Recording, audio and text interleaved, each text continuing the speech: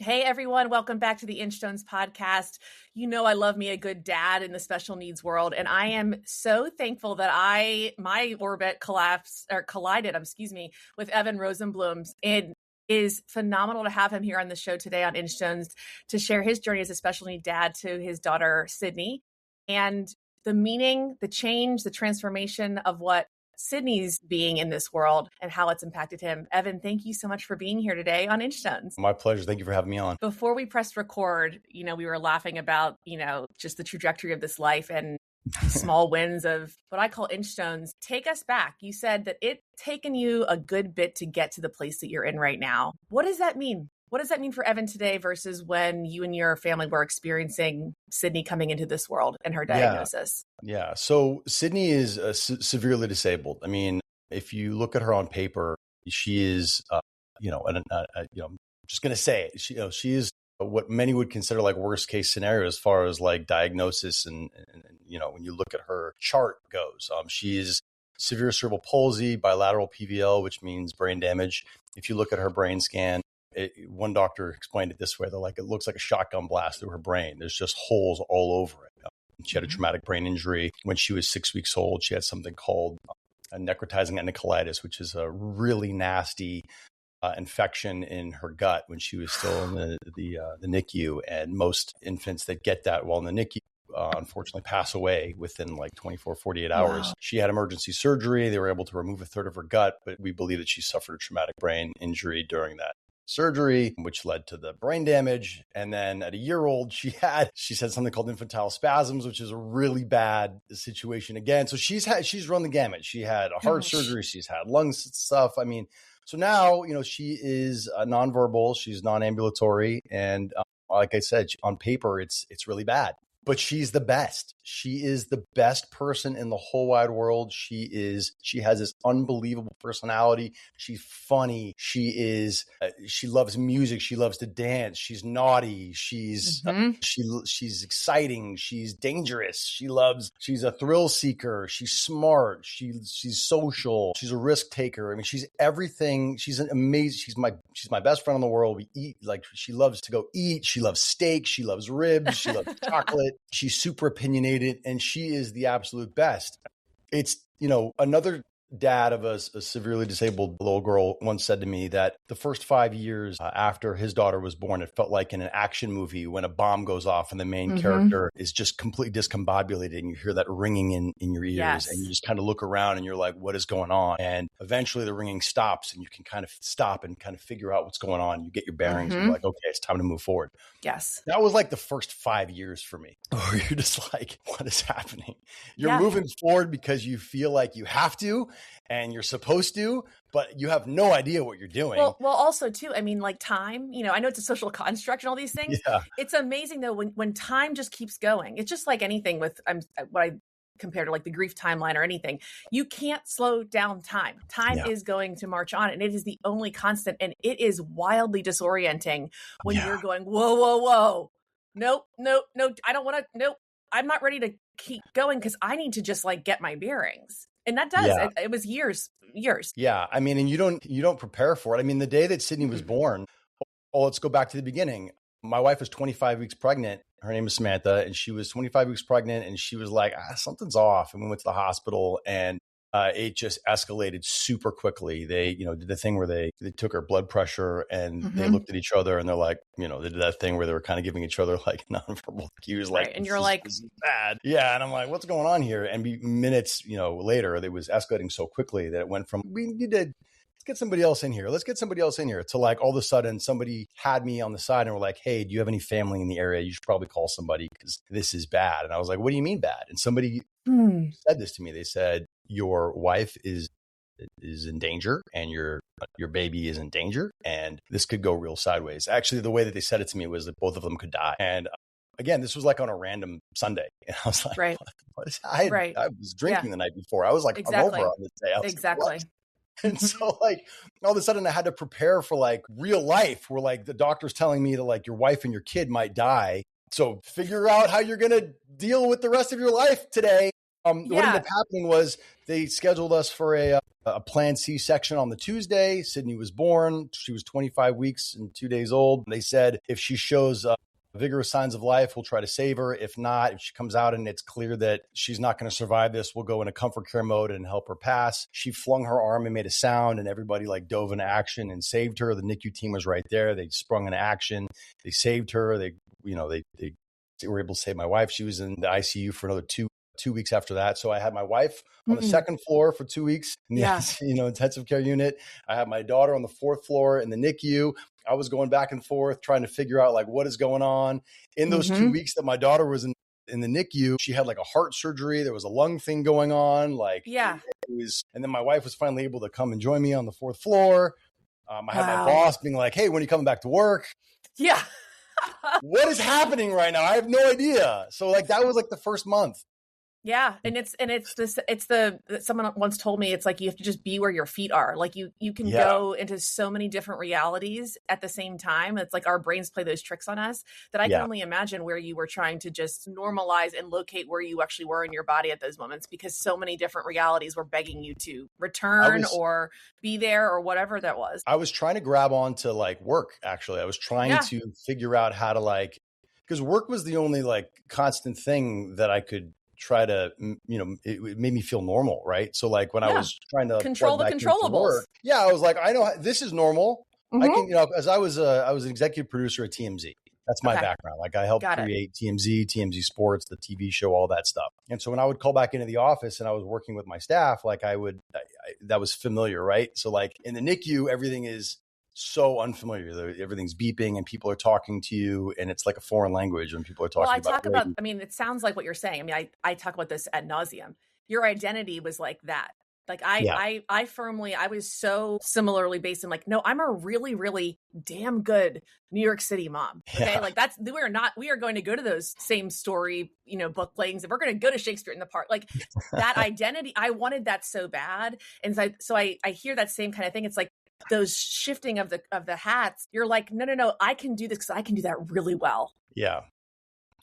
And that is disorienting whenever you want to tap into something and you realize that you're being pulled, the universe is pulling you in a way that's going to just radically, likely, in some ways, destroy that identity for a little bit and force you into a new one. I had convinced myself, because my daughter was in the NICU for a total of 143 days. Wow. I remember that. I'll never forget that because I'm 44 years old. So I was around for the pager era when we used to text people 143 for I love you. Oh yeah. And she I'm came 43. I'm exactly with you. There we go. All right. So when she came out, I was my wife and I were keeping track of the days, and she came out after 143 days. And I'm like, I don't know, there's a weird connection. No, it definitely is. I believe in that stuff. So, after 143 days, it was 4.5 months in the NICU. And I was convinced at the time that, my identity was wrapped up in work. Everything was, if I could get back to work and I could just go back to work and get my life back on track, then all this will be normal again.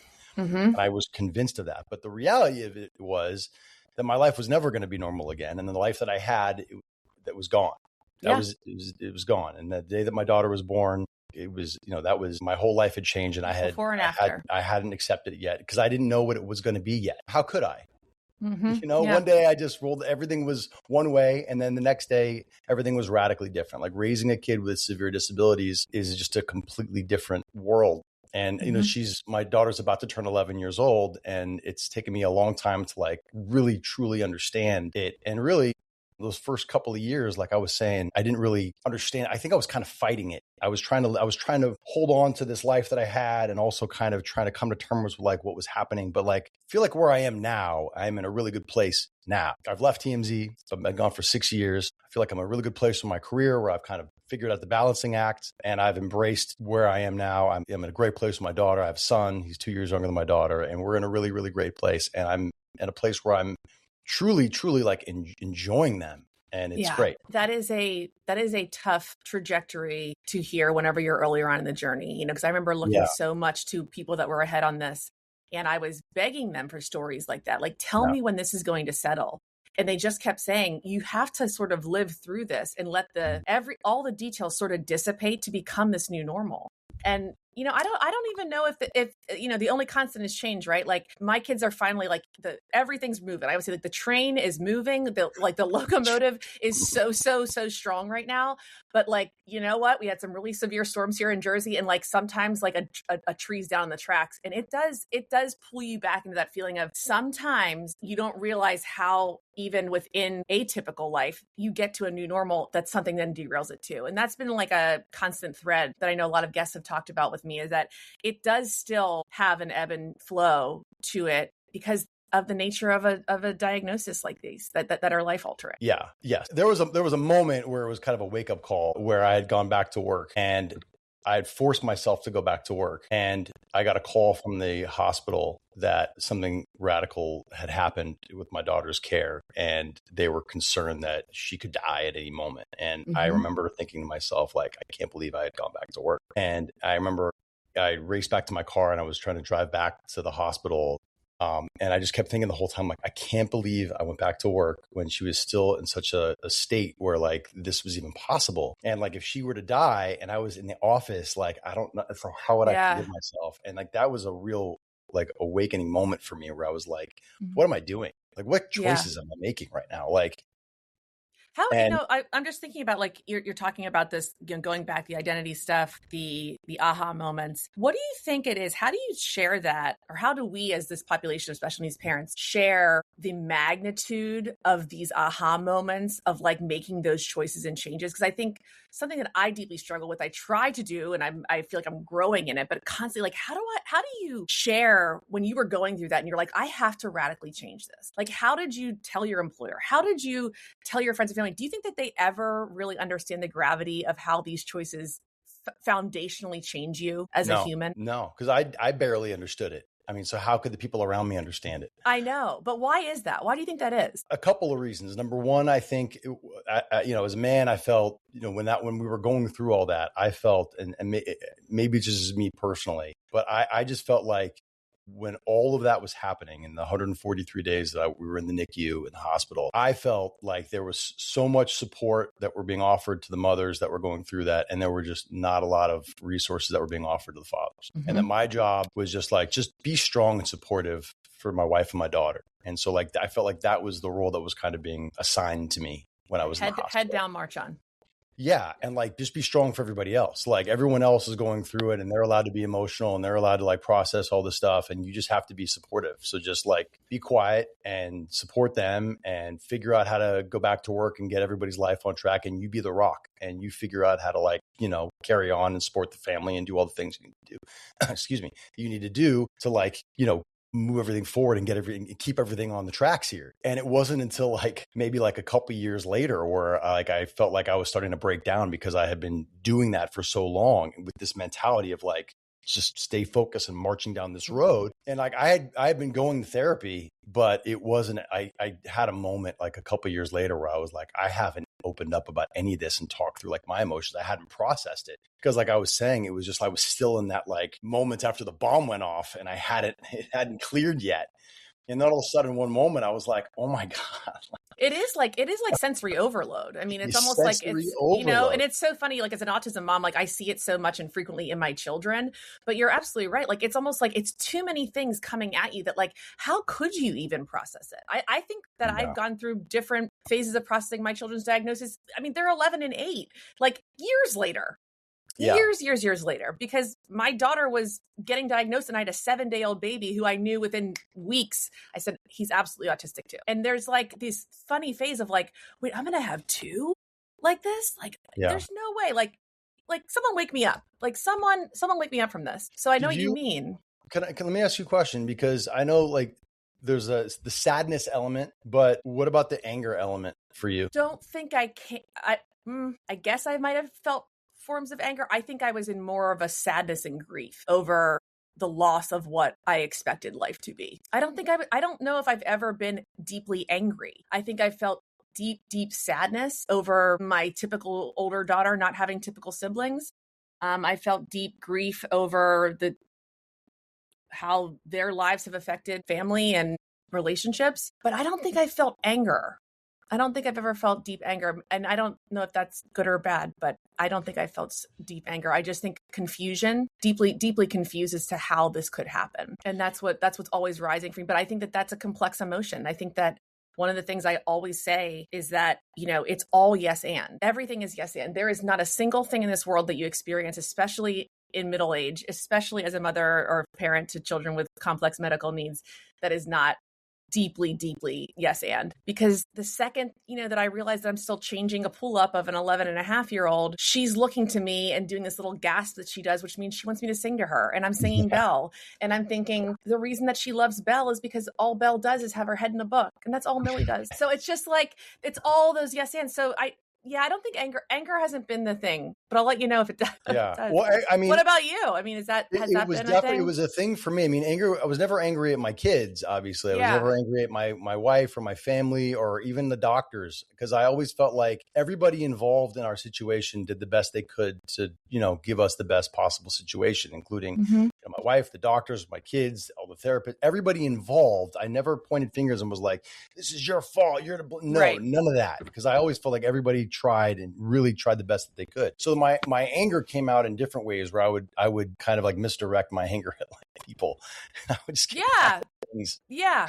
So maybe like the fuse was shorter for things. I would call it like my pilot light, right? I had a pilot light that was like on all the time. And it was like, instead of like, it was like on and ready to go. So it's like, even though like I was happy with my family and happy to be around my kids and, coming to terms with everything, if something set me off like outside, it was like, it didn't take that long, because I was like realizing that I had this like standing anger at the situation that I hadn't really come to terms with. And if something happened, if it was somebody parking in a handicap spot or something like that, or in a disability, Right. I'm trying to not say that, because the more I'm in the community, I realize like I'm not supposed to say that. And it's true.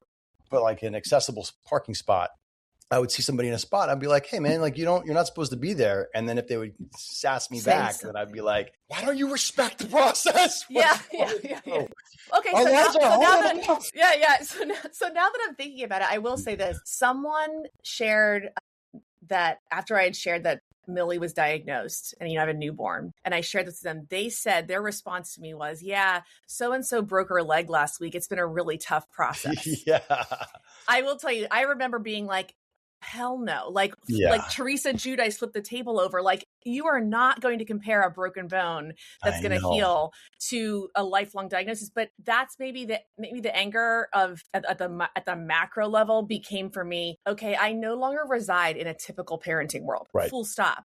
And that those anger points now just sort of beat off, maybe a little bit easier. But I think maybe that's where my anger was that, how dare you compare this to a typical developing thing that is so painfully typical. And I'm sure, I don't know if you feel this way, like having your son, having my older daughter, there are things as a 13-year-old girl, in Central Jersey that she's experiencing that, her friends' parents and I that are good friends of mine, they'll say, oh my God, like, here we go, XYZ's happening. And I think, how lucky are we to experience that? This was supposed to happen.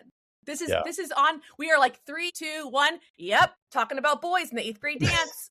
Like, that's supposed to happen. So let's not get our panties in a wad over the fact that this is happening. This is beautiful that this is happening. They should be pushing us away. They should be really, really annoyed that we took something of theirs that, or they took something like that should happen. So typical parenting, I think that was probably my anger point. Now I see it so differently. I'm so thankful. I'm so full of gratitude to get to experience both. Yes. Yeah. Same. And the other thing that's become a thing that I'm starting to realize more with having a typical son and, a daughter with severe disabilities is that my son, who is amazing, my son is great. He is such an amazing kid, but the way that he views the world as the younger sibling of, an older sister with severe disabilities, there was a moment where I realized like the way that her normal is the way that he thinks like the world should be. And there was a moment where like, he would always ask me to like carry him out of the bath.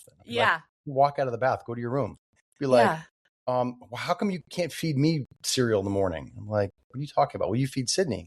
Okay. But you can feed yourself. And then finally like occurred to me, it's like, he thinks this is the way, this is normal. And I'm not treating him normally. Yes. Less than, because she gets carried everywhere, bathed, treated and he's not getting all that. So he thinks like he's getting treated like he has a less lesser than. experience Right. than she does. Right.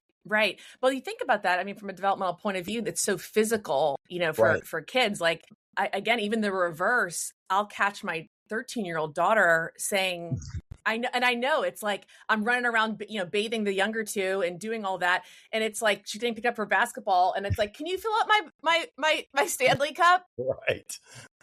And I had to think to myself, and I don't know if you say this or your wife does too, I'll say consciously out loud, hey, Millie, I need to go fill up your sister's water bottle for basketball. You're going to have to wait here for a moment because I want her to hear you're important too. You're right. You can absolutely do that on your own. But you know what? I'm going to press pause so that you see me pressing pause and they're going to be fine. I mean, there might be a urination accident or something, but that's just fluid around here. That's not even like, it's not even anything at this point. But I wonder if that's similar to your son, is that it's like, notice me just because I don't know any different. Yeah. And we try to make a point to give him, as much extra attention and explain. We try to overly communicate with him about everything, because we don't want him to sit and, go back to his room and think about go down these weird paths about why no, we try to, and we say, every time you have a question about it, let's talk it out. Let's try to have these have these conversations anytime you feel, a certain way about this and that. And we feel like that's been good and healthy about everything. And the older he's 8 now, and the older he gets, the more questions are going to come up. And he's starting to ask more questions about Sydney, which is totally normal and healthy. And it's been great. And I feel like it's an interesting experience raising him alongside her.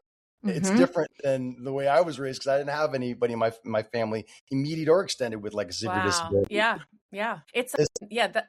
They will, as I follow, and I always say, standing on the shoulders of giants of older, hey, Alexa, stop. Some older mother advocates that have children with severe autism that are in their 20s and, late 20s now, young adults living, in group homes or independently with aides. I ask so often, well, what's your daughter doing? What's your other son doing? And when I hear these things that these other siblings are doing, I mean, you want to talk about me getting choked up. They have, your son and my oldest are experiencing something that is just so unique. And they're not unique on the broad scale of things, but they are very unique in probably their communities. And I really do wonder what is being transformed in them because of all these small moments that their typical peers are just not experiencing.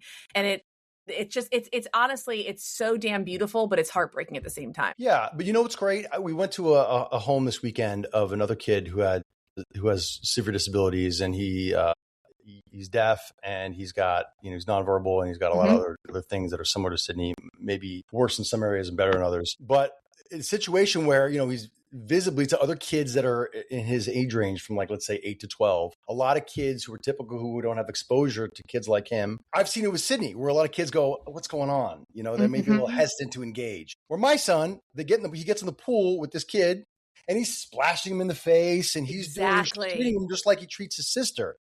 And the parents of this kid loved it. And I loved it too, because it's just you know what? Bennett, my son, is treating this kid like any other kid. And I think that's what I would want for my daughter. And I think that's what these parents want for their son. Right. And it's the best situation, because that's all we really want. We just want our kids to be able to just have a childhood and have friends and be treated equally and as normal as they possibly can. Because they're full humans. I always say there's a full soul behind all these different behaviors or compositions of their body, and it's never going to be black and white about what they absorb, how they absorb it, how they experience it. We never will fully know exactly how they're experiencing it.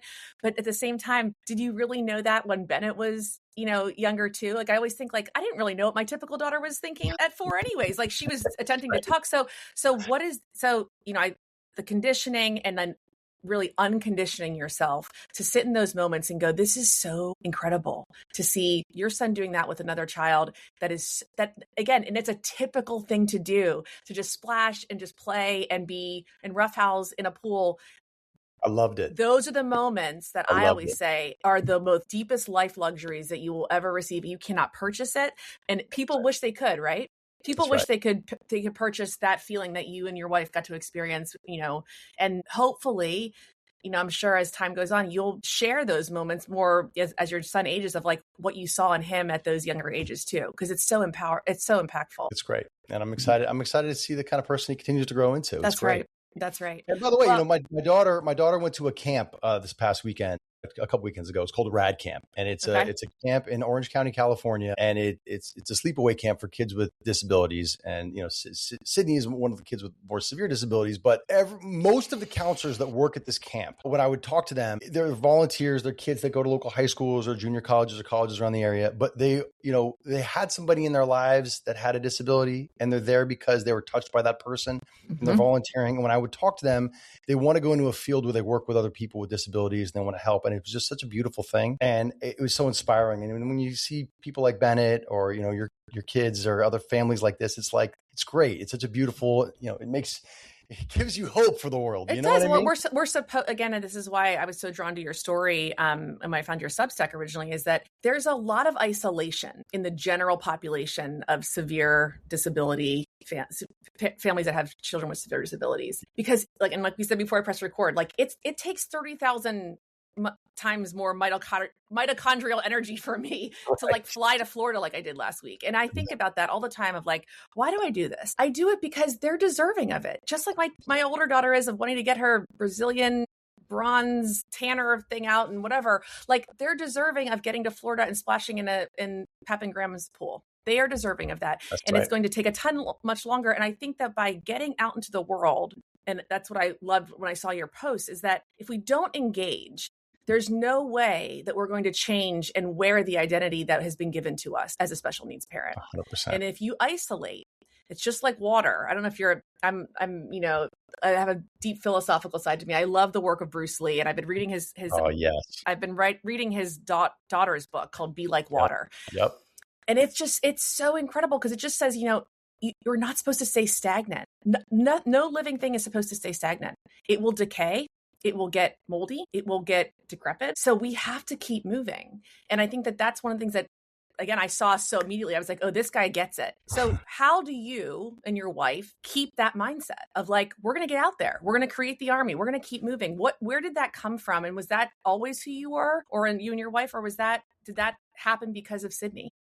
My wife is, she's the best. She's a very active, she's not a person who likes to sit around.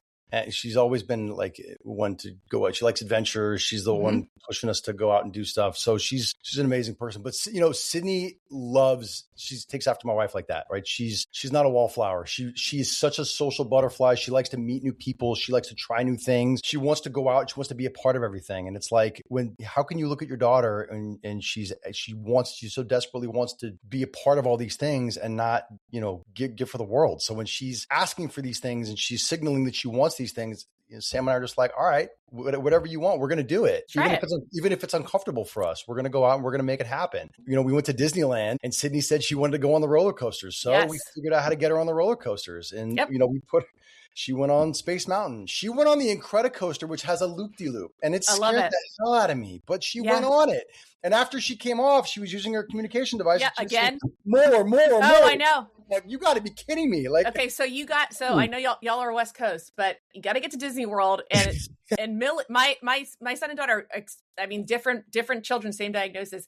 My son is a nervous Nelson to a T. The kid won't even go down the slide. Like, I'm like, go ahead, buddy, let's go. He's like Griffin, like the death.